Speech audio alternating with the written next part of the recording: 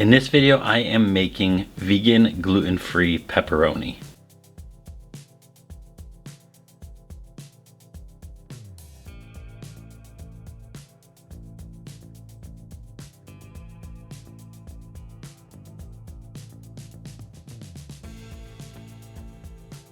Once you have all of the ingredients together, the process of making this pepperoni is super simple.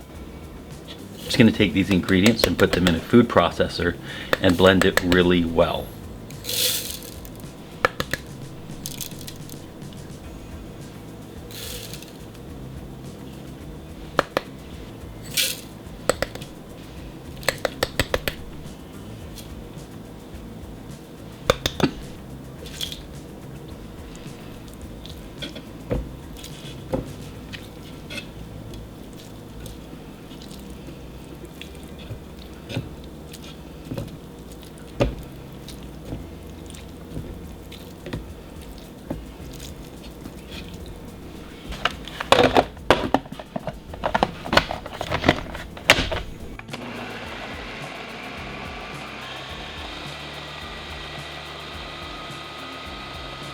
This is going to leave you with a doughy kind of paste, and this is going to be used as the foundation of the pepperoni.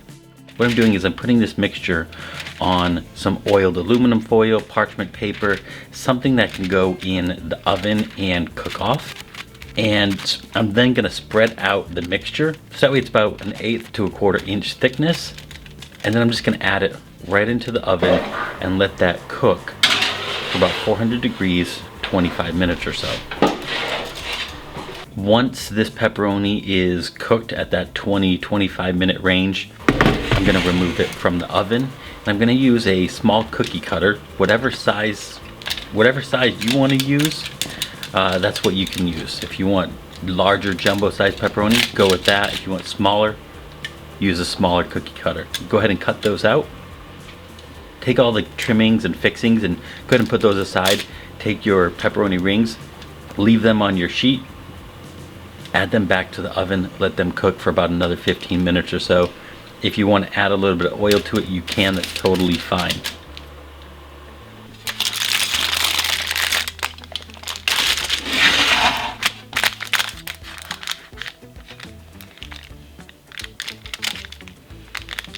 Once the pepperoni comes out this next time, you are good to go. Pepperoni is done, and you can use it however you want.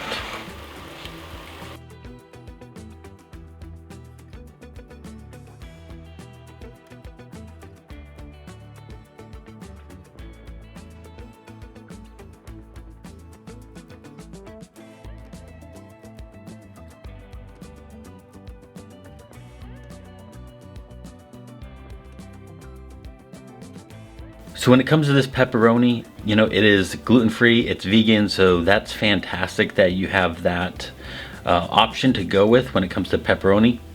The flavor is good. When I made the recipe, I used cayenne pepper, and so that of course made it pretty spicy. So if you want to alleviate some of the heat, then you can go with a different pepper. You can go with, you know, black pepper, you can go with a white pepper, but I like the pepperoni to be a little bit spicy, so I use cayenne pepper. The flavor, like I was saying, it's good.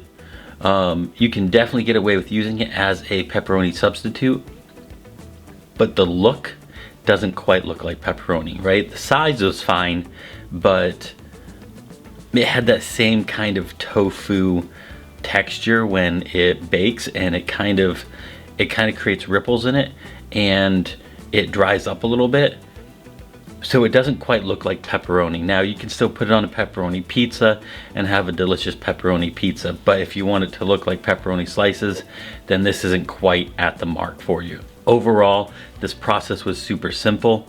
I think that spreading out the doughy paste, that was a little bit challenging because it was very sticky. However, that's a small thing to deal with. This is definitely something that I could see being made over and over again. For me, I would probably look at a different option just because this wasn't my favorite. But overall, it was a good recipe, and I can definitely recommend you trying it home in your kitchen. But otherwise, I have some more recipes coming your way real soon because I'm your friend with food benefits.